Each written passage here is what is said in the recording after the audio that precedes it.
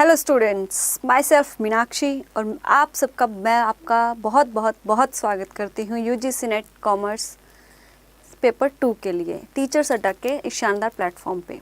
Right students, तो आज students मैं आप सबके लिए लेके आई UGC NET exam paper 2 commerce के लिए एमसीक्यूज़ ऑफ अकाउंटिंग प्रिंसिपल्स। हमारे एग्ज़ाम में अकाउंटिंग प्रिंसिपल से रिलेटेड लगभग हर बार का जो एग्ज़ाम होता है हर बार के एग्ज़ाम में हमारे यूजीसी नेट के एग्ज़ाम में अकाउंटिंग प्रिंसिपल से 2 क्वेश्चन नॉर्मली रहते ही रहते हैं। 1 से 2 क्वेश्चन आपके क्या रहते हैं, अकाउंटिंग प्रिंसिपल से रहते हैं, और ये क्या है, बेसिक है टोटली, जिसमें आपका बेसिक से रिलेटेड क्वेश्चंस पूछे जाते हैं। तो आप ये जो टोटल 2 और 4 मार्क्स है ये आप स्कोर कर सकते हो किसके थ्रू, अपने अकाउंटिंग प्रिंसिपल की जो कॉन्सेप्ट्स हैं उनको बिल्डअप करके। हमने जैसे लास्ट जो हमारी 2 वीडियोज़ रही हैं मैंने उसमें क्या करवाया, आपको अकाउंटिंग प्रिंसिपल्स ही करवाए हैं कि अकाउंटिंग प्रिंसिपल्स क्या हैं, हमारे अकाउंटिंग प्रोसीजर का क्या है, बेस है, क्या है हमारे अकाउंटिंग प्रिंसिपल, हमारी अकाउंटिंग प्रोसीजर का बेस, जिसके ऊपर हमारी सारी की सारी अकाउंटिंग क्या है, डिपेंड करती है कि हमें अपने अकाउंट्स को किस तरह से मेंटेन करना है, किस तरह से हमें अपने फाइनेंशियल स्टेटमेंट्स में जो ट्रांजेक्शन्स उनको रिकॉर्ड कैसे करना है, उनकी प्रेजेंटेशन कैसे करनी है, कौन सी इन्फॉर्मेशन को रिकॉग्नाइज करके कि ये इन्फॉर्मेशन हमें अपने फाइनेंशियल स्टेटमेंट्स में रिकॉर्ड करनी है, उनको किस तरह से प्रेजेंट करना है, ये सब हमें कौन बताते हैं, हमारे अकाउंटिंग प्रिंसिपल्स ही बताते हैं। तो आज मैं उन्हीं से रिलेटेड आपके लिए लेके आई हूँ एमसीक्यूज़। तो जल्दी से आइए स्टूडेंट्स, फटाफट हमारे साथ जुड़िए और फिर हम स्टार्ट करते हैं हमारे एमसीक्यूज़ ऑफ अकाउंटिंग प्रिंसिपल्स। कैसे कौन कौन से एमसीक्यूज़ हैं जो आज तक हमारे यूजीसी नेट कॉमर्स के एग्ज़ाम में प्रिंसिपल से रिलेटेड क्वेश्चन पूछे गए हैं और जिनके आने की बहुत ज़्यादा चांसेस है हमारे नेक्स्ट ईयर के जो एग्ज़ाम्स रहेंगे उसमें। तो आइए जो स्टूडेंट्स फटाफट जुड़िए हमारे साथ लाइव और फटाफट कमेंट करके आंसर्स बताना। बहुत अच्छा सेशन रहने वाला है आप सभी के लिए। अगर आप साइड बाय साइड क्या करते रहोगे, कमेंट करोगे, क्वेश्चंस रहोगे, इंगेज रहोगे हमारे साथ, क्वेश्चंस का आंसर करोगे, एक्टिव रहोगे, तो बहुत अच्छा सेशन होने वाला है। आज आप यहाँ से कुछ ना कुछ सीख कर ही जाएंगे कि अकाउंटिंग प्रिंसिपल क्या है और वो किस तरीके से उनसे रिलेटेड हमारे एग्ज़ाम में क्वेश्चंस आते हैं। तो चलिए स्टूडेंट्स फटाफट स्टार्ट करते हैं एमसीक्यूज़ ऑफ अकाउंटिंग प्रिंसिपल्स। तो सबसे पहला हमारा जो क्वेश्चन है वो है, provision for bad and doubtful debts is created in anticipation और actual bad debts on the basis of. क्या क्वेश्चन है कि ऐसा कौन सा प्रिंसिपल है जो ये कहता है कि हमें अपने बैड और डाउटफुल डेट्स के लिए क्या बनाना चाहिए, प्रोविज़न बनाना चाहिए।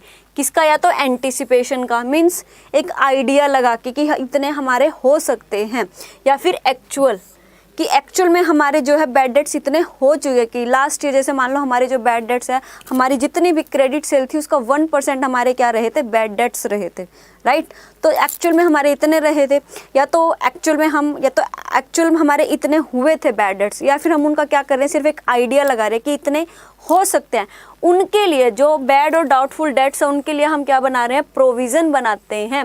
ऐसा किस कॉन्सेप्ट के बेस पर करते हैं कि हम अपने अकाउंट्स में जो हमारे बैड और डाउटफुल डेट्स है उनके लिए हम प्रोविज़न किस कॉन्सेप्ट की वजह से बनाते हैं, ये इस क्वेश्चन में पूछा गया। सबसे पहले किसी भी क्वेश्चन को अटेम्प्ट करने के लिए सबसे पहले उस क्वेश्चन को समझना जरूरी है कि उस क्वेश्चन में पूछा क्या गया है आपसे।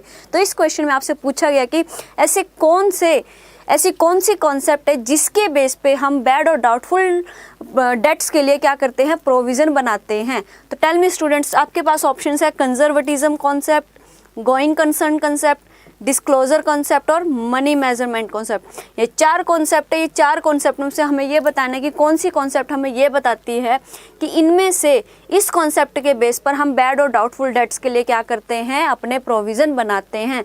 स्टूडेंट्स फटाफट कमेंट करके बताओ कि किस कॉन्सेप्ट के बेस पर हम अपने प्रोविज़न्स बनाते हैं अपने बैड और डाउटफुल डेट्स के लिए। हरी अप स्टूडेंट्स, हरी अप। कौन सी कॉन्सेप्ट है ऐसी जिसके बेस पर हम क्या करते हैं, अपने बैड और डाउटफुल डेट्स के लिए प्रोविज़न बनाते हैं। इसका आंसर है आपका कंजर्वेटिज्म कॉन्सेप्ट।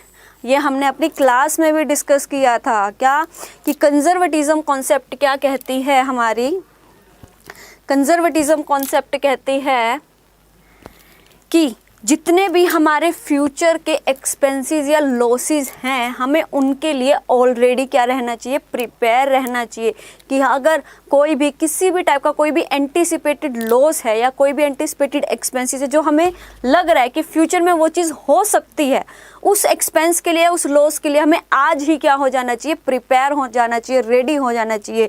और जितने भी एंटिसिपेटेड इनकम्स हैं उन्हें तब तक हमें नहीं एक्चुअल में मानना चाहिए जब तक वो हमें एक्चुअल में हमारे हाथ में एक्चुअल फॉर्म में नहीं आ जाती है। तो ये कौन सी कॉन्सेप्ट कहती है, हमारी कन्वेंशन कहती है कंजर्वेटिज्म। कौन सी, conservatism is your right answer. ये क्वेश्चन आपके यूजीसी नेट के एग्जाम में बहुत बार पूछा गया और कंजर्वेटिज्म या प्रूडेंस कन्वेंशन के बेस पर मोस्टली हर बार जो क्वेश्चन कंजर्वेटिज्म और प्रूडेंस कॉन्सेप्ट के बेस पर ही पूछे जाते हैं हमारे यूजीसी नेट के एग्जाम में। ये एक ऐसी कन्वेंशन है जिसके रिगार्डिंग हमारे यूजीसी नेट के एग्जाम में बहुत बार क्वेश्चन पूछे गए हैं। क्या है और ये कन्वेंशन कि हमारे जितने भी एंटिसिपेटेड एक्सपेंसेस या लॉसेस है, हमें उनके लिए आज ही क्या कर लेना चाहिए, तैयार रहना चाहिए। उसके लिए आज ही तैयारी करके बैठ जाओ ताकि फ्यूचर में अगर वो हमारे लिए होते हैं तो हमें कोई ज़्यादा भारी नुकसान ना हो, और अगर नहीं होते तो हमारे जो रिजर्व्स है वो हमारे लिए एक रिजर्व्स तैयार हो जाता है और उन रिजर्व्स को हम किसी अदर पर्पस के लिए यूज़ कर सकते हैं। राइट स्टूडेंट्स, तो अब हमारा नेक्स्ट क्वेश्चन है, हमारा सेकंड क्वेश्चन है, the personal assets of the owner of a company will not appear on the companies balance sheet because of which principle. क्या कह रहा है हमारा ये क्या पूछा गया हमसे इस क्वेश्चन में कि personal assets of the owner of a company, company के ओनर की जो पर्सनल एसेट्स हैं वो हमारी कंपनी की बैलेंस शीट में शो नहीं की जाती। क्यों नहीं की जाती, किस कॉन्सेप्ट की वजह से हम अपने अकाउंट्स में, अपनी बैलेंस शीट में जो हमारे ओनर है उसकी पर्सनल एसेट्स को शो नहीं करते, किस कॉन्सेप्ट की वजह से। ऑप्शंस हैं आपके, cost concept, business entity concept, monetary concept और कंजर्वेटिज्म कॉन्सेप्ट। कौन सी ऐसी कॉन्सेप्ट है जो हमें ये कहती है कि हमारे कंपनी के जो ओनर है उसकी पर्सनल एसेट्स को हमें अपने कंपनीज की बैलेंस शीट में शो नहीं करना है। कौन सी कॉन्सेप्ट है वो, हमारी बिजनेस एंटिटी कॉन्सेप्ट। तो आपका आंसर है business entity concept, that is B, क्योंकि बिजनेस एंटिटी कॉन्सेप्ट ये कहती है कि हमारा जो बिजनेस है और जो हमारी कंपनी है उन दोनों की एक अलग अलग एंटिटी है। बिजनेस के द्वारा परफॉर्म किए हुए फंक्शंस डिफरेंट है और जो कंपनी हमारे फंक्शंस को परफॉर्म करेगी वो हमारे क्या रहेंगे, डिफरेंट रहेंगे। दोनों के फंक्शंस अलग अलग, दोनों की एंटिटी क्या है, अलग अलग है। इसी वजह से जो कंपनी की बैलेंस शीट है उसमें कंपनी के जो ओनर है उसकी पर्सनल एसेट्स को इंक्लूड नहीं किया जाता, उसको शो नहीं किया जाता, क्योंकि कंपनी के अंदर कंपनी की जो फाइनेंशियल स्टेटमेंट्स है उसमें सिर्फ कंपनी ने जो अपने परफॉर्मेंस किए हैं, जो एक्शंस परफॉर्म किए, जो ट्रांजैक्शंस परफॉर्म किए, सिर्फ उन्हीं ट्रांजैक्शंस को, उन्हीं एसेट्स को शो किया जाएगा। और जो कंपनी के ओनर की जो एसेट्स है उसको कंपनी के ओनर के अकाउंट्स में शो किया जाएगा, ना कि कंपनी के अकाउंट्स में। राइट स्टूडेंट्स, तो फटाफट आप प्लीज़ कमेंट करके अपने आंसर्स बताइए, क्योंकि स्टूडेंट्स क्या है, आंसर करना बहुत इंपॉर्टेंट है। वो चाहे गलत है या सही है ये मैटर नहीं करता है, क्योंकि आंसर देना इंपॉर्टेंट है, चाहे आप सही दो या गलत दो, क्योंकि दोनों ही सिचुएशंस में वो आपके लिए पॉजिटिव ही रहेगा। क्यों रहेगा पॉजिटिव, क्योंकि अगर आप सही आंसर देते हो तो आपका जो कॉन्फिडेंस है वो ऑलरेडी बिल्ड होगा। क्या होगा, अगर आप आंसर क्या है बिल्कुल सही देते हो तो आपका कॉन्फिडेंस बिल्ड होगा, और अगर आप गलत आंसर देते हो तो आपको माइंड में ये चीज़ रहेगी, हमेशा के लिए रहेगी कि आपने इस क्वेश्चन का आंसर ये दिया था जबकि इसका आंसर ये था। वो आंसर आपको लाइफ टाइम तक याद रहेगा कि इसका आंसर ये नहीं ये था। तो इसलिए स्टूडेंट्स आंसर देना ज़्यादा इंपॉर्टेंट है, गलत है या सही है ये इंपॉर्टेंट नहीं है। तो फटाफट आप लोग प्लीज़ कमेंट करके अपने आंसर शेयर करो कि क्या आंसर्स आपके अकॉर्डिंग इन कन्वेंशंस के जो क्वेश्चंस हैं इनके क्या आंसर्स होने चाहिए। राइट स्टूडेंट्स, तो हमारा नेक्स्ट क्वेश्चन है, विच principle require a companies balance sheet to report its land at the amount of the company paid to acquire the land even if the land could be sold at a significantly higher amount। क्या कह रही है ये concept कि कौन सी ऐसी concept है जो ये कहती है कि हमें अपने बुक्स ऑफ अकाउंट्स में, अपनी कंपनी में, अगर उसने किसी लैंड को आज परचेज किया है तो उसको उसी परचेज वैल्यू पर ही क्या करना चाहिए, रिकॉर्ड करना चाहिए। चाहे कल को वो अमाउंट हमें क्या करें, हम could be sold today at a significantly higher amount, चाहे आज हम उसे क्या कर रहे हैं, बहुत ज़्यादा बड़ी हायर अमाउंट पे चाहे हम उसे सेल भी कर रहे हैं, क्या करते हैं, अगर हम उसे आज सिग्निफिकेंटली हायर अमाउंट पे सेल कर भी रहे हैं तो उसका क्या है, तो उसका हमारा मतलब अगर हम किसी कॉन्सेप्ट, हमारी जो बैलेंस शीट है उसमें अगर हमने आज लैंड को परचेज किया तो हम अपनी बैलेंस शीट में उस लैंड को उसकी परचेजिंग वैल्यू पे, जिस पे हमने उसको एक्वायर किया था, उसी वैल्यू पे हम उसको शो करेंगे, चाहे आज हम वो उसको क्या कर रहे हैं, हायर अमाउंट पे भी सेल करें। ये कौन सी कॉन्सेप्ट की वजह से होता है? ऑप्शंस हैं आपके, cost concept, business entity concept, monetary concept और कंजर्वेटिज्म। बताइए स्टूडेंट्स फटाफट फटाफट। विजय कुमार का आंसर आया है बी, बिजनेस एंटिटी कॉन्सेप्ट। बताइए स्टूडेंट्स फटाफट फटाफट, क्या आंसर है आपके अकॉर्डिंग, क्या बनता है आपके अकॉर्डिंग कि हमें अपने अकाउंट्स में जिस पे हमने लैंड को परचेज किया है, एक्वायर किया, जिस अमाउंट पे जिस पे हमने उसको एक्वायर किया है, परचेज किया, हमें उसी पर उसको क्या करना चाहिए, अपने अकाउंट्स में शो करना चाहिए, चाहे आज हमें उसके लिए क्या है, एक हायर अमाउंट भी क्यों ना मिल रही हो, उससे कोई मतलब नहीं है। ये हमारा इसका आंसर आएगा। बताओ स्टूडेंट्स फटाफट कमेंट करके बताओ क्या आंसर है इसका, कि कौन सी ऐसी प्रिंसिपल है जो ये कहती है कि हमें अपने अकाउंट्स में जिस पे हम उसको आज परचेज कर रहे हैं उसी पर हमें उसको क्या करना है, रिकॉर्ड करना है, चाहे आज हम उसके लिए हमें हायर अमाउंट भी क्यों ना मिल रही हो। आपका आंसर है cost concept, historical cost concept. क्या है इसका आंसर? Historical cost concept. क्योंकि हिस्टोरिकल कॉस्ट कॉन्सेप्ट क्या कहते हैं कि आज आप किसी भी एसेट्स को जिस भी टाइम उसको परचेज करते हो, आपको उस एसेट्स को अपनी बुक्स ऑफ अकाउंट्स में, अपनी बैलेंस शीट में उसी अमाउंट पर क्या करना है, शो करना है हर साल। जैसे आपने फर्स्ट ईयर है परचेज करी, तो जिस अमाउंट पे आपने उसको परचेज़ किया, मान लो 10 लाख रुपए पे आपने उसको परचेज़ किया है तो 10 लाख रुपए पे शो करोगे। जो आपका सेकंड ईयर है उसमें 10 लाख में से मान लो आप 10% क्या लगा रहे हो, डेप्रिसिएशन लगाते हो। डेप्रिसिएशन को माइनस करके 10 लाख का 10%, 1 लाख डेप्रिसिएशन माइनस करके 9 लाख रुपए आप आपके बैलेंस शीट में शो करोगे। मतलब जिस साल आप उसको परचेज करते हो उस टाइम तो आप क्या करोगे, उसको जिस टाइम तो आप उसको परचेज करते हो तब तो वो आपकी रहेगी ओरिजिनल वैल्यू पे, और जब और बाकी के जो ईयर्स हैं वहाँ पर वो क्या होगा, आपका 10 जितना भी आपका डेप्रिसिएशन है, डेप्रिसिएशन लेस करके आपकी जो अमाउंट है वो शो होती रहेगी। यानी कि जिस पर आपने उसको परचेज किया था वही अमाउंट चलेगी। मार्केट में उसकी क्या वैल्यू है वो कोई मैटर नहीं करेगी, मार्केट में उसकी क्या वैल्यू वो मैटर नहीं करेगी। तो आइए स्टूडेंट्स बढ़ते हैं हमारे नेक्स्ट क्वेश्चन की तरफ। तो इसका आंसर है, हमारा आंसर है cost concept. Our next question is which principle require the companies financial statements to have footnotes containing information that is important to users of the financial statements. क्या कहता है हमारा नेक्स्ट क्वेश्चन कि कौन सा प्रिंसिपल है जो ये कहता है कि हमें हमारी कंपनी के फाइनेंशियल स्टेटमेंट्स में क्या देना चाहिए, ऐसी इन्फॉर्मेशन जो क्या है यूज़र्स के लिए ज़रूरी है, उस इन्फॉर्मेशन को एज अ फुट नोट हमें क्या करना चाहिए, देना चाहिए।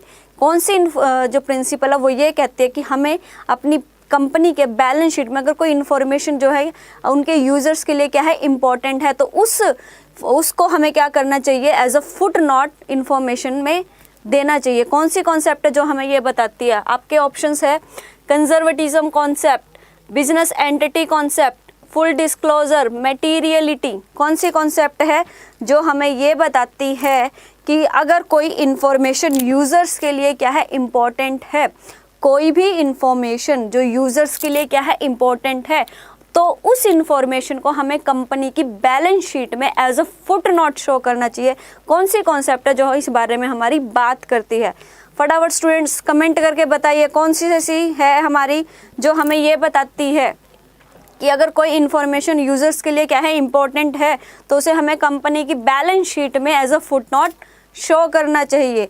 तो हमारा इसका आंसर है convention of full disclosure. Your answer is convention of full disclosure, answer is C, क्योंकि कन्वेंशन ऑफ फुल डिस्क्लोजर ये कहती है कि हमें अपने अकाउंट्स में, अपनी फाइनेंशियल स्टेटमेंट में हर उस इंफॉर्मेशन को शो करना चाहिए जो हमारे यूज़र्स के लिए क्या है, इम्पॉर्टेंट है, जो इन्फॉर्मेशन हमारे यूज़र्स के लिए क्या है, इम्पॉर्टेंट है।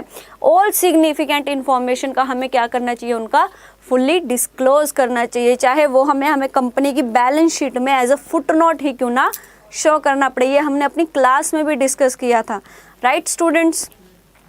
सो our next question is which principle directs a company to show all the expenses related to its revenue?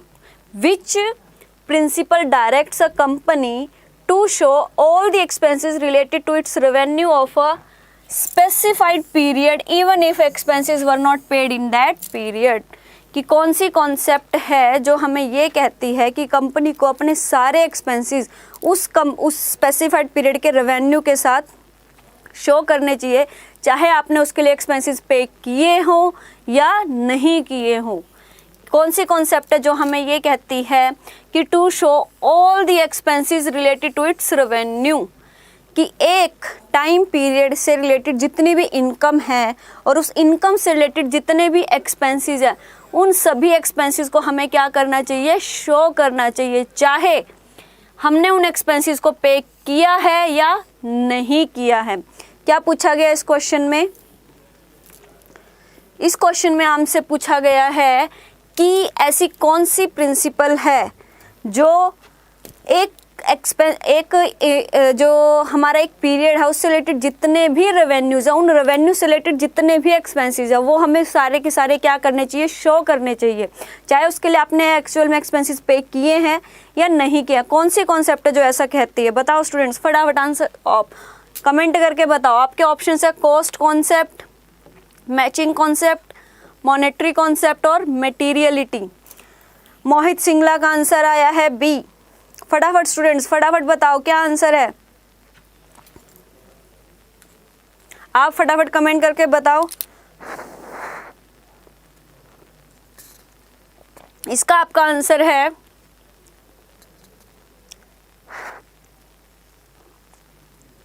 Matching concept. Answer is B, answer is B, क्योंकि बी ही हमें क्या कहती है, मैचिंग कॉन्सेप्ट, कि एक टाइम पीरियड से related जितने भी हमारे रेवेन्यूज़ हैं, उन रेवेन्यू से रिलेटेड हमारे जितने भी एक्सपेंसेस है वो सारे आपस में क्या करना चाहिए, मैच करने चाहिए। मोहित सिंगला का आंसर बिल्कुल ठीक है, वेल डन मोहित।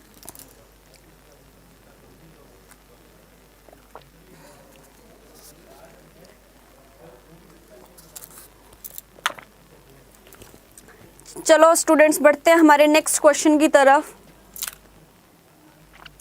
हमारा नेक्स्ट क्वेश्चन है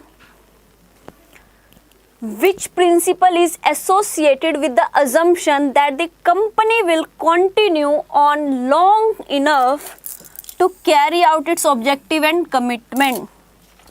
कि ऐसी कौन सी प्रिंसिपल है जो ये अज्यूम करके चलता है कि company will continue long enough, कि कंपनी जो है कंटिन्यू चलती रहेगी। हमने अपनी क्लास में भी ये चीज़ डिस्कस की थी कि ये कॉन्सेप्ट कौन सी कॉन्सेप्ट ये कहती है, बताओ स्टूडेंट्स, फटाफट कमेंट करके बताओ फटाफट।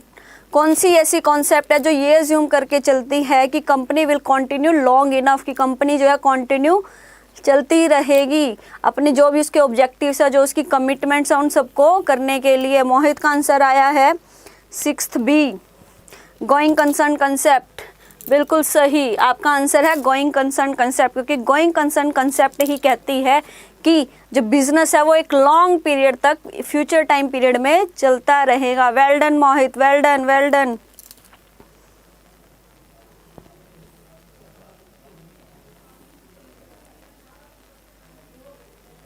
Yes yes yes, learning with Aarohi. I am Sarita, क्या ये क्लास यूपी टेट के लिए भी है? यस यस यस, आप यूपी टेट के लिए भी इसकी प्रिपरेशन कर सकते हो, बिल्कुल डेफिनेटली। आप यूपी टेट में भी इसका यूज़ कर सकते हो, क्योंकि जो ऑलमोस्ट हमारा सिलेबस है वो सारा सेम रहता है, तो आप ये क्लासेस लेकर भी अपने यूपी टेट के एग्ज़ाम्स को क्वालिफाई कर सकते हो। जुड़े रहिए हमारे साथ। ये यूपी टेट के लिए भी है, जितने भी हमारे टेट के एग्ज़ाम है, जितने भी हमारे सेट है, जितने भी हमारा नेट है, नेट कॉमर्स टेट है, या फिर हमारा क्या है सेट के एग्ज़ाम्स है, जो पर्टिकुलर स्टेट रिलेटेड एग्जाम्स है उन सब के लिए ये क्लास है। बिल्कुल सही कह रहे हो आप। तो बढ़ते हैं हमारे नेक्स्ट क्वेश्चन की तरफ। इसका आंसर है हमारा going concern concept, right students. तो हमारा नेक्स्ट क्वेश्चन है accrual accounting is based on which principle. Accrual accounting is based on which principle. Accrual accounting कौन से प्रिंसिपल के ऊपर बेस्ड करती है?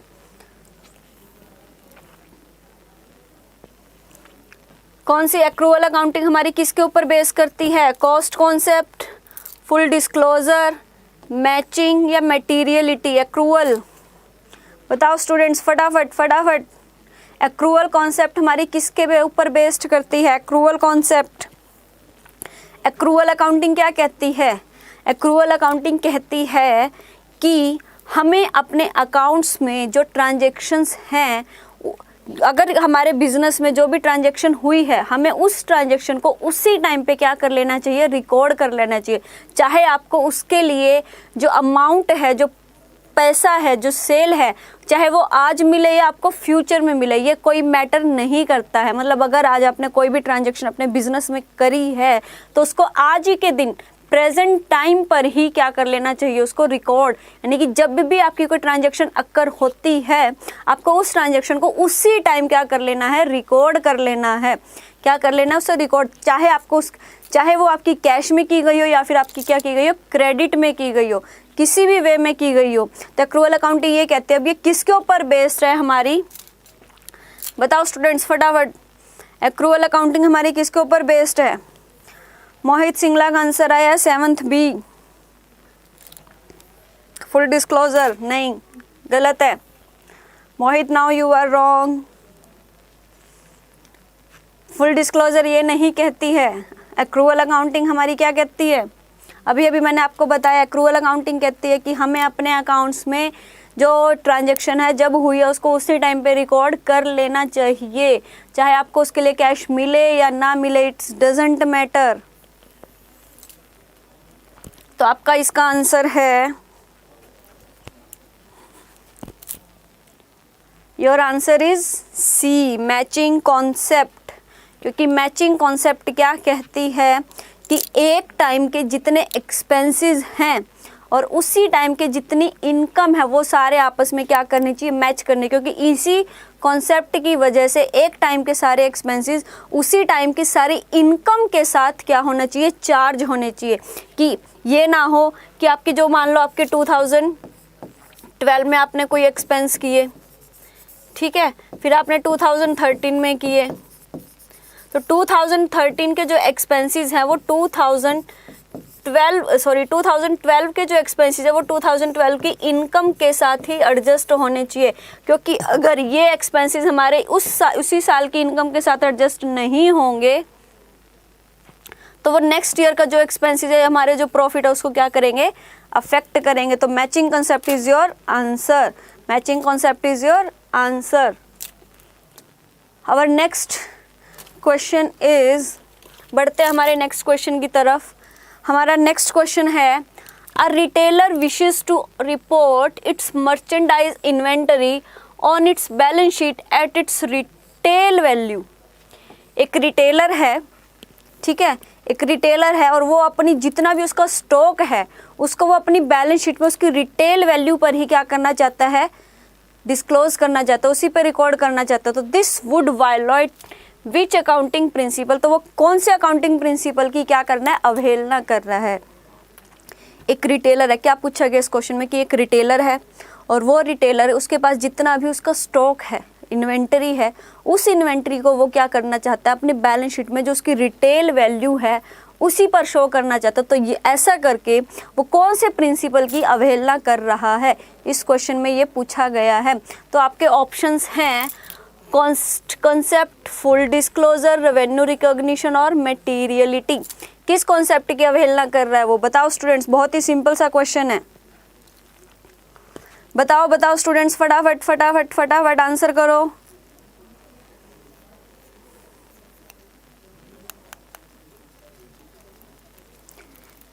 इसका आपका आंसर है cost concept. Your answer is cost concept, answer is a, क्योंकि कॉस्ट कॉन्सेप्ट क्या कहती है कि आपको अपने बुक्स ऑफ अकाउंट्स में जितनी भी आपकी क्या है, जितनी भी आपकी एसेट्स हैं, उन सभी एसेट्स को आपको क्या करना चाहिए, उसकी ओरिजिनल कॉस्ट पर रिकॉर्ड करना चाहिए कि आपकी जितनी भी एसेट्स है। एक तो ये ध्यान रखना कि जो हमारी कॉस्ट कॉन्सेप्ट है वो सिर्फ और सिर्फ हमारी जो एसेट्स है ना, जितनी भी एसेट्स है, एसेट्स सभी एसेट्स को उसकी ओरिजिनल कॉस्ट पर क्या करती है, रिकॉर्ड करती है। किसमें, बैलेंस शीट में। तो ऐसा कौन सी कॉन्सेप्ट कहते हैं, हिस्टोरिकल कॉस्ट कॉन्सेप्ट। ये क्या कहती है कॉस्ट कॉन्सेप्ट, कि हमारे बिजनेस से रिलेटेड जितनी भी, हमारे बिजनेस से रिलेटेड जितनी भी एसेट्स है, उन सभी एसेट्स को क्या करना चाहिए, उनकी ओरिजिनल कॉस्ट पर रिकॉर्ड करना चाहिए। क्या करना चाहिए, उनको ओरिजिनल कॉस्ट पे, ना कि मार्केट वैल्यू पे या किसी और वैल्यू पे रिकॉर्ड नहीं करना चाहिए, सिर्फ किस पर करना चाहिए, उसकी ओरिजिनल कॉस्ट पे। तो इसका आंसर है कॉस्ट कॉन्सेप्ट। बढ़ते हैं हमारे नेक्स्ट क्वेश्चन की तरफ। हमारा नेक्स्ट क्वेश्चन है गैप स्टैंड्स फॉर। बहुत ही सिंपल सा क्वेश्चन है, हमने अपनी क्लास में भी डिस्कस किया था। गैप का फुल, गैप की जो फुल फॉर्म है वो क्या है, what is the meaning of gap है। गैप स्टैंड्स फॉर, आपके ऑप्शंस है generally accepted accounting principles, generally accepted accounting policies, generally accepted accounting provisions और नन ऑफ द अबव। बहुत ही सिंपल सा क्वेश्चन है स्टूडेंट्स, फटाफट आंसर कीजिए, कमेंट करके बताएं क्या आंसर है इसका। इस पे तो आई थिंक सभी स्टूडेंट्स, जितने भी स्टूडेंट्स हैं, सभी का आंसर आना चाहिए। गैप क्या है, गैप की फुल फॉर्म आपके ऑप्शन से मोहित सिंगला का आंसर आया है ए। बाकी स्टूडेंट्स फटाफट आंसर करो, फटाफट फटाफट। बहुत ही सिंपल सा क्वेश्चन है, इस क्वेश्चन पे तो आप सभी के आंसर्स आने चाहिए। कमेंट करो फटाफट स्टूडेंट्स। तो हमारा इसका आंसर है generally accepted accounting principles, answer A. Answer is your answer is A. Mohit Singla, well done. You are the single one who give this answer. Very good student, very good. बढ़ते हैं हमारे next question की तरफ। हमारा next question है accounting does not record non financial transactions, कि हम अपने अकाउंट्स में जो नॉन फाइनेंशियल ट्रांजेक्शन्स हैं उनको रिकॉर्ड नहीं करते हैं। किस कॉन्सेप्ट की वजह से, कि ऐसी कौन सी कॉन्सेप्ट है जो ये कहती है कि हमें नॉन फाइनेंशियल ट्रांजेक्शन्स को अपने अकाउंट्स में रिकॉर्ड नहीं करना है। कौन सी कॉन्सेप्ट है ऐसी, आपके ऑप्शंस है accrual concept, cost concept, going concern concept, money measurement concept. कौन सी कॉन्सेप्ट है हमारी जो ये कहती है, money measurement, going concern, cost concept, accrual concept. फटाफट आंसर्स करें स्टूडेंट्स, कमेंट करके बताओ अपने आंसर्स क्या हैं।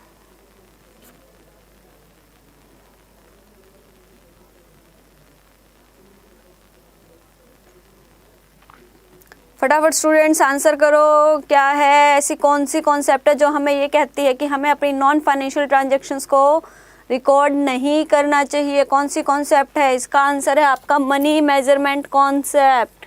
आंसर है आपका मनी मेजरमेंट कॉन्सेप्ट, क्योंकि मनी मेजरमेंट कॉन्सेप्ट आपकी कहती है कि आपको अपने अकाउंट्स में सिर्फ और सिर्फ उसी ट्रांजैक्शन को या उसी इवेंट को शो करना चाहिए, उसी को रिकॉर्ड करना चाहिए जिसको आप मॉनेटरी टर्म्स में या फिर क्वांटिटी टर्म्स में क्या कर सको, डिफाइन कर सकते हो। सारी जितनी भी क्वालिटेटिव नेचर की हैं ट्रांजैक्शंस, उनका आपके बिजनेस में कोई भी इम्पोर्टेंस नहीं है। कब तक नहीं है, जब तक आप उनको क्वांटिटी में, मॉनेटरी टर्म्स में, फाइनेंशियल टर्म्स में डिफाइन नहीं कर सकते। राइट स्टूडेंट्स, तो नॉन फाइनेंशियल ट्रांजैक्शंस को रिकॉर्ड नहीं करती है मनी मेजरमेंट, क्योंकि मनी मेजरमेंट क्या कहती है कि सिर्फ और सिर्फ जो ट्रांजैक्शंस जिनको आप मनी में मेज़र कर सकते हो, फाइनेंशियल टर्म्स में मेज़र कर सकते हो, सिर्फ उन्हीं ट्रांजैक्शंस को आपको अपने अकाउंट्स में क्या करना है, शो करना है, रिकॉर्ड करना है। तो इसलिए आपका आंसर है आंसर डी। बढ़ते हैं हमारे नेक्स्ट क्वेश्चन की तरफ, that is question 11। Outstanding expenses are included in profit and loss account, कि हमारे जो आउटस्टैंडिंग एक्सपेंसेस हैं उन्हें हम अपने प्रॉफिट एंड लॉस अकाउंट में इंक्लूड करते हैं at the end of the year according to which concept, कि हम अपने अकाउंट्स में बैलेंस शीट में जो आउटस्टैंडिंग एक्सपेंसेस हैं उन्हें अपने प्रॉफिट एंड लॉस में ईयर के एंड पे रिकॉर्ड करते हैं। किस कॉन्सेप्ट की वजह से हम अपने आउटस्टैंडिंग एक्सपेंसेस को हमारे प्रॉफिट एंड लॉस अकाउंट में क्या करते हैं, रिकॉर्ड करते हैं।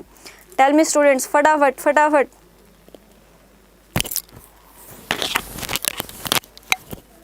आपके ऑप्शंस हैं matching concept, full disclosure concept, accrual concept और गोइंग कंसर्न कॉन्सेप्ट।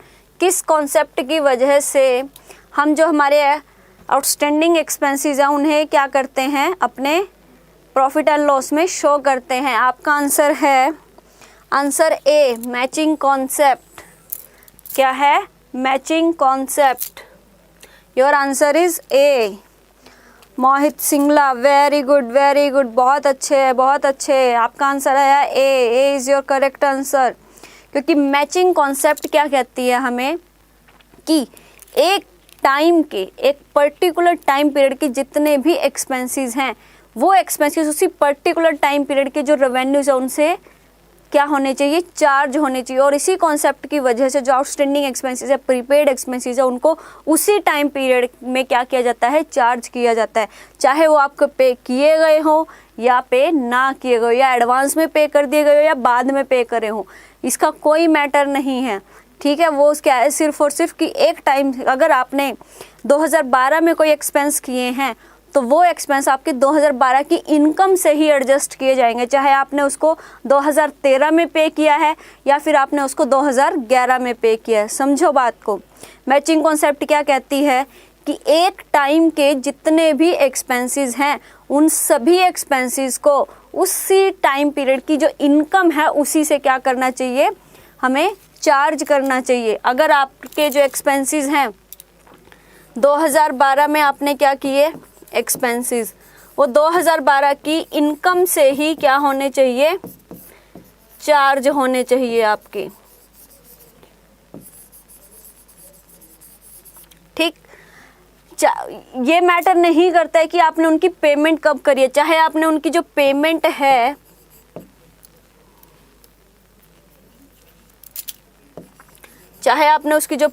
चाहे वो आपने 2011 में की हो या फिर कब की हो, 2013 में पेमेंट, चाहे आपने 11 में की हो या 13 में, डजेंट मैटर है। अगर वो 2012 के तो वो 2012 से ही क्या होने चाहिए, आपके चार्ज होने चाहिए। तो आउटस्टैंडिंग एक्सपेंसेस आपके प्रॉफिट एंड लॉस में इंक्लूड किए जाएंगे। क्यों? क्योंकि मैचिंग कॉन्सेप्ट की वजह से। तो आइए स्टूडेंट्स, बढ़ते हैं हमारे नेक्स्ट क्वेश्चन की तरफ।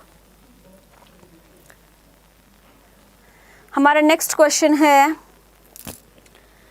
Which one of the following states that life of a business can be divided into equal time periods? कि कौन सी कॉन्सेप्ट है जो ये बताती है कि हमें अपने बिजनेस की लाइफ को एक पर्टिकुलर इक्वल टाइम पीरियड में क्या करना चाहिए, डिफाइन करना चाहिए, उनको डिवाइड कर देना चाहिए कि हमारा बिजनेस की जो टोटल लाइफ टाइम है उस टोटल लाइफ टाइम को एक इक्वल टाइम पीरियड में क्या करना चाहिए, डिवाइड करना चाहिए। कौन सी कॉन्सेप्ट ऐसी कहती है? फर्स्ट है हमारा option accounting period assumption, second है रेवेन्यू रिकॉग्निशन प्रिंसिपल, थर्ड है बिजनेस एंटिटी कॉन्सेप्ट, फोर्थ है एक्रूअल कॉन्सेप्ट। कौन सी कॉन्सेप्ट है? फटाफट स्टूडेंट्स बताइए कमेंट करके, कमेंट करके फटाफट बताइए। बहुत ही सिंपल सा क्वेश्चन है, बहुत ही सिंपल सा क्वेश्चन है। क्या कि हमें अपने बिजनेस की जो पूरी लाइफ टाइम है उस पूरी लाइफ टाइम को हमें क्या करना चाहिए, उसे इक्वल टाइम इंटरवल्स में डिवाइड कर देना चाहिए। मोहित का आंसर आया है answer A, accounting period assumption. बिल्कुल सही, बहुत अच्छे मोहित, बहुत अच्छे। अकाउंटिंग पीरियड कॉन्सेप्ट क्या कहते हैं कि हमें अपने पूरे बिजनेस की जो लाइफ टाइम है उसको इक्वल टाइम इंटरवल, जैसे कि एक साल 12 मंथ्स के टाइम पीरियड में उसको क्या कर देना चाहिए, डिवाइड कर देना चाहिए, ताकि हम हर साल क्या कर सके, देख सके कि एक हमारी बिजनेस के प्रॉफिट्स कहाँ है, उस हमारे बिजनेस का प्रॉफिट एंड लॉस क्या शो कर रहा है, कितना प्रॉफिट है, इंक्रीजिंग शो कर रहा है, डिक्रीजिंग ट्रेंड है, क्या है, और हमारे बिजनेस की जो फाइनेंशियल पोजीशन है वो कितनी है। ये जानने के लिए हमें अपने पूरे बिजनेस की लाइफ टाइम को कुछ टाइम इंटरवल्स में डिवाइड करना होता है। तो आपका आंसर है आंसर ए। बढ़ते हैं हमारे नेक्स्ट क्वेश्चन की तरफ। नेक्स्ट क्वेश्चन है हमारा, the modern enterprise reported all assets in the balance sheet at current market value. एक मॉडर्न एंटरप्राइज है जो क्या करती है, अपनी बैलेंस शीट में जितनी भी एसेट्स है, क्या है, उस कंपनी की जितनी भी एसेट्स है, सभी एसेट्स को करंट मार्केट वैल्यू पे क्या करती है, रिकॉर्ड करती है, उसको शो करती है। तो this action is a violation of, क्या कर रही है वो, किसकी अवहेलना कर रही है, कौन सी कॉन्सेप्ट की अवहेलना कर रही है। हमारा फर्स्ट ऑप्शन है मटेरियलिटी कॉन्सेप्ट, सेकंड है कंजर्वेटिज्म, थर्ड है फुल डिस्क्लोजर और फोर्थ है हिस्टोरिकल कॉस्ट कॉन्सेप्ट। किस कॉन्सेप्ट क्या कर रही है, जो मॉडर्न एंटरप्राइज है वो अपनी सभी एसेट्स को अपने बैलेंस शीट में क्या कर रही है, करंट मार्केट वैल्यू पे शो कर रही है। तो किस कौन सी कॉन्सेप्ट की वो अवहेलना कर रही है, बताओ स्टूडेंट्स फटाफट। क्वेश्चंस वही हैं लेकिन उनको पूछने का जो तरीका है, उनको घुमा फिरा के क्वेश्चन वही है। मैंने आपको पहले भी बताया था कि यूजीसी नेट के एग्ज़ाम में भी हमारे जो क्वेश्चंस है लगभग वही रहते हैं, लेकिन उसमें क्या है, हमारे चेंजेस क्या करते हैं, वो एक ही क्वेश्चन को घुमा फिरा के देते हैं। तो आपको यहाँ पे यही समझना है कि इस क्वेश्चन में क्या पूछा गया है आपसे कि एक मॉडर्न एंटरप्राइज, आपको एग्जांपल दिया, एक मॉडर्न एंटरप्राइज है जो अपनी सभी एसेट्स को क्या करता है, बैलेंस शीट की करंट मार्केट वैल्यू पे शो करता है। तो ऐसा किस कॉन्सेप्ट की अवहेलना कर रहे हैं, वो किस कॉन्सेप्ट को वायलेट कर रहे हैं जिसकी वजह से वो अपनी सारी एसेट्स को बैलेंस शीट में मार्केट वैल्यू पे शो करते हैं। आपके ऑप्शन है मटेरियलिटी, कंजर्वेटिज्म, फुल डिस्क्लोजर और historical cost concept. Tell me students फटाफट, hurry up answer. Mohit Singla का आंसर आया आंसर डी, बिल्कुल सही, historical cost concept. Historical cost concept क्या कहती है कि हमें अपने अकाउंट्स में सभी जितनी भी एसेट्स हैं, उन एसेट्स को उनकी ओरिजिनल कॉस्ट पर रिकॉर्ड करना चाहिए, ना कि उनकी मार्केट वैल्यू पर। बिल्कुल सही जा रहे हो मोहित आप, बहुत बढ़िया। बढ़ते हैं हमारे नेक्स्ट क्वेश्चन की तरफ। So answer is D. हमारा नेक्स्ट क्वेश्चन है question number 14। According to money measurement concept which one of the following will be recorded in books of accounts. Money measurement concept के अकॉर्डिंग हमें इनमें से क्या record करना चाहिए अपने बुक्स ऑफ अकाउंट्स में। तो मनी मेजरमेंट कॉन्सेप्ट क्या कहते हैं कि हमें उन सभी ट्रांजैक्शंस को जिन्हें हम क्या कर सकते हैं, मनी में मेज़र कर सकते हैं, उन सभी ट्रांजैक्शंस को हमें क्या करना चाहिए, अपने अकाउंट्स में रिकॉर्ड करना चाहिए। तो आइए अब देखते हैं इनमें से कौन सी ऐसी है जिसे हम मनी में मेज़र कर सकते हैं। फर्स्ट है हमारा एक्सीलेंट मोरल ऑफ वर्कर्स। जो हमारे वर्कर हैं उनके मोरल को क्या करते हैं हम, एक्सीलेंट जो मोरल है उसको मेज़र हम क्वांटिटी में डिफाइन नहीं कर सकते, कौन सा एम्प्लॉय हमारा कितना मोरल है, राइट, उसको हम मनी में डिफाइन नहीं कर सकते हैं। सेकंड है हमारा कॉस्ट ऑफ मशीनरी, मशीनरी की कॉस्ट, उसको हम मनी में मेज़र कर सकते हैं। तो that is your answer. Third option हमारा, बढ़ते हैं हमारे नेक्स्ट क्वेश्चन उसकी तरफ। Managing ability of the manager, कि हमारे जो मैनेजर है उसकी मैनेजिंग एबिलिटी क्या है, इसे भी हम मेज़र नहीं कर सकते मॉनेटरी टर्म्स में। और जो क्वालिटी कंट्रोल है बिजनेस का उसे भी हम मेज़र नहीं कर सकते। सिर्फ और सिर्फ हमारी कॉस्ट ऑफ मशीनरी है जिसे हम मेज़र कर सकते हैं मॉनेटरी टर्म्स में। तो your answer is answer B. Mohit ने बिल्कुल सही आंसर दिया है, well done Mohit. So our next answer question is which one of the following concept may be stated as for every debit there is a credit। हमारे accounts में एक concept है जो क्या कहती है कि हर एक डेबिट के लिए यहाँ पर कुछ ना कुछ क्रेडिट भी है। ऐसी कौन सी कॉन्सेप्ट है जो ये कहते हैं कि for every debit there is a credit. आपके ऑप्शंस हैं separate entity concept, dual aspect concept, money measurement concept और accounting period concept. Hurry up students. Mohit Singla सबसे पहले आंसर आया 15B, ड्यूल एस्पेक्ट कॉन्सेप्ट, बिल्कुल सही। ड्यूल एस्पेक्ट कॉन्सेप्ट क्या कहती है हमारी कि हमारे बिजनेस में हर एक ट्रांजैक्शन के क्या होते हैं, दो साइड होते हैं, एक डेबिट साइड और एक क्रेडिट साइड। हर एक ट्रांजैक्शन के दो इम्पैक्ट रहेंगे, एक डेबिट एक क्रेडिट। अगर कोई ट्रांजैक्शन डेबिट हो रही है उसकी वजह से, कोई भी एक ट्रांजैक्शन की वजह से एक अकाउंट डेबिट हो रहा है तो दूसरा हमारा क्या होगा, क्रेडिट होगा ही होगा। तो यही क्या कहती है, for every debit there is a credit. कौन सी कॉन्सेप्ट कहती है, ड्यूल एस्पेक्ट कॉन्सेप्ट। तो answer is B, answer is B. बढ़ते हैं हमारे नेक्स्ट क्वेश्चन की तरफ। हमारा नेक्स्ट क्वेश्चन है management concealing important financial information. Management क्या करती है, जो इम्पोर्टेंट फाइनेंशियल इंफॉर्मेशन है उसे कंसील करती है। कंसील मतलब छुपाती है। वॉयलेट्स दी, तो ऐसा करके अगर मैनेजमेंट किसी इम्पोर्टेंट इंफॉर्मेशन को छुपा रही है तो वो किस कॉन्सेप्ट को क्या कर रही है, वॉयलेट करे, किसकी अवहेलना कर रही है। हमारे ऑप्शन है materiality concept, historical cost concept, full disclosure concept और कंसिस्टेंसी कॉन्सेप्ट। कौन सी कॉन्सेप्ट है जिसकी वो अवहेलना कर रही है, बताओ स्टूडेंट्स फटाफट, हरी अप। ऐसी कौन सी कॉन्सेप्ट है जो जिसकी वो अवहेलना कर रहे हैं। अगर मैनेजमेंट अपनी जो इम्पोर्टेंट फाइनेंशियल इंफॉर्मेशन अगर उसको वो क्या कर रही है, डिस्क्लोज नहीं करती है, बल्कि उसको क्या कर रही है, छुपा रही है। ऐसी कौन सी कॉन्सेप्ट है जिसकी अगर मैनेजमेंट किसी इम्पोर्टेंट फाइनेंशियल इंफॉर्मेशन को छुपा रही है तो वो किस कॉन्सेप्ट की अवहेलना कर रही है। Tell me students, hurry up. आपका आंसर है C, full disclosure. Answer is C, क्योंकि फुल डिस्क्लोजर कॉन्सेप्ट आपकी क्या कहती है कि हमें अपने इंफॉर्मेशन, अपने अकाउंट्स में जितनी भी इंफॉर्मेशन है सभी इंफॉर्मेशन को हमें क्या करना चाहिए, डिस्क्लोज करना चाहिए। हमें अपनी अकाउंट्स में जितनी भी इंफॉर्मेशन है, जितनी भी सिग्निफिकेंट इंफॉर्मेशन है, उन सभी इंफॉर्मेशन को हमें क्या करना चाहिए, डिस्क्लोज करना चाहिए। क्या, सभी जितनी भी सिग्निफिकेंट इंफॉर्मेशन है, सभी सिग्निफिकेंट इंफॉर्मेशंस को हमें क्या करना चाहिए, डिस्क्लोज करना चाहिए। बढ़ते हैं हमारे नेक्स्ट क्वेश्चन की तरफ। वो क्या है, switching accounting principles every year would violate, कि हर साल जो अकाउंटिंग प्रिंसिपल्स है उनको हम क्या कर रहे हैं, स्विच करें, यानी कि हमारे जो अकाउंटिंग प्रिंसिपल्स है उन्हें हर साल हम क्या कर रहे हैं, चेंज कर रहे हैं। तो ऐसा कर रहे हैं, तो ऐसा करके हम कौन सी कॉन्सेप्ट की अवहेलना करते हैं। आपके ऑप्शंस है conservatism principle, historical cost principle, full disclosure और कंसिस्टेंसी।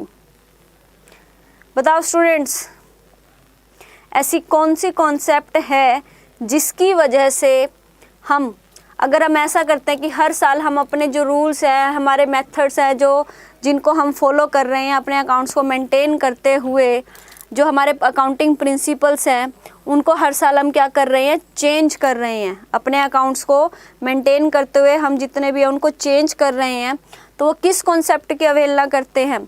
मोहित का आंसर है आंसर डी, बिल्कुल सही, कंसिस्टेंसी कॉन्सेप्ट। क्या आया है, कंसिस्टेंसी, क्योंकि कंसिस्टेंसी कॉन्सेप्ट कहती है कि हमें हर साल जो हमारे रूल्स हैं, हमारे जो प्रोविज़न लगाने के रूल्स हैं, जो हमारे मेथड्स हैं, उन सभी मेथड्स को हमें एक जैसा रखना चाहिए। ये नहीं है कि उनमें हर साल हम क्या करते रहे, चेंज करते रहे, नहीं। हमें हमारे जो रूल्स हैं, हमारे जो मेथड्स हैं हमारे अकाउंट्स को प्रिपेयर करने के, उन सभी मेथड्स में हमारी क्या होनी चाहिए, कंसिस्टेंसी। ये ना हो कि हम उन्हें हर साल चेंज करते रहे, क्योंकि अगर हम ऐसा करेंगे, अगर हम उन्हें हर साल चेंज करेंगे तो उससे क्या होगा कि हम अपने आप का, कंपनी अपने आप का खुद से भी कंपैरिजन नहीं कर सकते, ना ही किसी दूसरी कंपनी के साथ कंपैरिजन कर सकती है। तो ऐसा हमें नहीं करना चाहिए, बल्कि हर साल हमें एक ही जैसे रूल्स और मेथड्स को क्या करना चाहिए, सेम रखना चाहिए।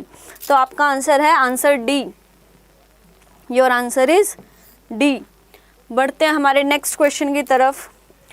Recording expenses and revenues in the same period in which they occur, कि हमारे जो एक्सपेंसेस हैं और हमारे जो रेवेन्यूज़ है, एक ही टाइम पीरियड के रेवेन्यू और एक ही टाइम पीरियड के एक्सपेंसेस जिस साल वो होते हैं, जब भी वो हो रहे हैं, जिस साल वो हो रहे हैं, उनको उसी टाइम पर क्या किया जाता है, उनको रिकॉर्ड किया जाता है कि एक साल सेमी पीरियड के एक्सपेंसेस, सेमी पीरियड के आपके रेवेन्यू जब वो हो रहे हैं उनको तभी रिकॉर्ड करना चाहिए। किस प्रिंसिपल की वजह से, ऑब्जेक्टिविटी, मैचिंग, हिस्टोरिकल, कंसिस्टेंसी। कौन सी कॉन्सेप्ट है जो हमें ये कहती है कि हमें एक ही साल के रेवेन्यू और एक ही साल के एक्सपेंसेस जब वो हो रहे हैं, अक्कर हो रहे हैं, उसी टाइम पर उनकी रिकॉर्डिंग करनी चाहिए। मोहित सिंगला का आंसर आया है आंसर बी, मैचिंग कॉन्सेप्ट, बिल्कुल सही, well done Mohit, your answer is B, क्योंकि मैचिंग कॉन्सेप्ट क्या कहते हैं कि एक टाइम के एक्सपेंसेस उसी टाइम के रेवेन्यू से क्या करने चाहिए, मैच करने चाहिए, उनको तभी रिकॉर्ड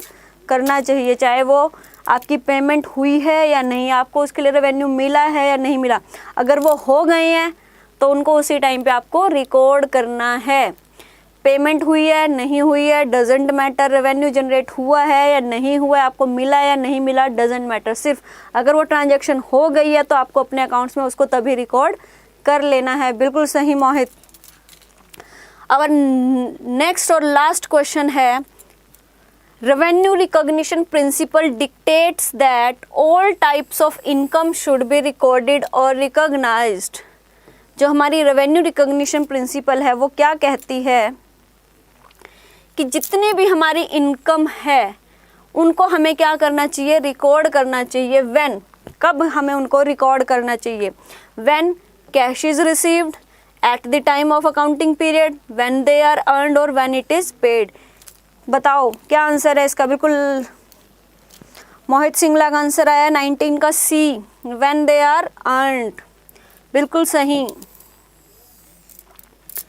कि रेवेन्यू रिकॉग्निशन कॉन्सेप्ट क्या कहते हैं कि हमें अपनी इनकम को तभी रिकॉर्ड करना चाहिए जब हम उनको क्या कर लेते हैं, अर्न कर लेते हैं। क्या करते हैं, उन्हें हम अर्न कर लेते हैं, हमें उन्हें तभी रिकॉर्ड करना चाहिए, चाहे आपको वो एक्चुअल में कैश फॉर्म में आपको चाहे मिले या ना मिले। अगर आप उसको अर्न कर चुके हो तो भी आप तभी उसको आपको अपने अकाउंट्स में क्या कर लेना चाहिए, रिकॉर्ड कर लेना चाहिए। तो आपका आंसर है answer C, C is your answer, when they are earned.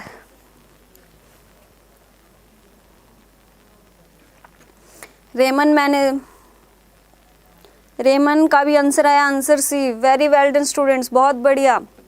तो ये थे हमारे MCQs ऑफ अकाउंटिंग प्रिंसिपल्स। इसी तरह के और प्रिंसिपल्स और इसी तरह के और MCQs के साथ हमारे साथ जुड़े रहिए टीचर्स अड्डा के शानदार प्लेटफॉर्म पे। मैं इसी तरह आपके लिए और UGC नेट के एग्ज़ाम, कॉमर्स के एग्ज़ाम के लिए बहुत सारे MCQs लेके आने वाली हूँ और ऐसे कॉन्सेप्ट्स लेके आने वाली जो आपके UGC नेट के एग्ज़ाम के पॉइंट ऑफ से बहुत बहुत बहुत इंपॉर्टेंट, और ऐसे क्वेश्चंस जो आपके UGC नेट के एग्ज़ाम में पहले भी आए और जिनके आगे भी आने के क्या है बहुत चांसेस है। तो इन्हीं सब के लिए प्लीज़ स्टूडेंट्स लाइक कीजिए, शेयर कीजिए, कमेंट कीजिए और हमारे साथ जुड़े रहिए। Thank you so much.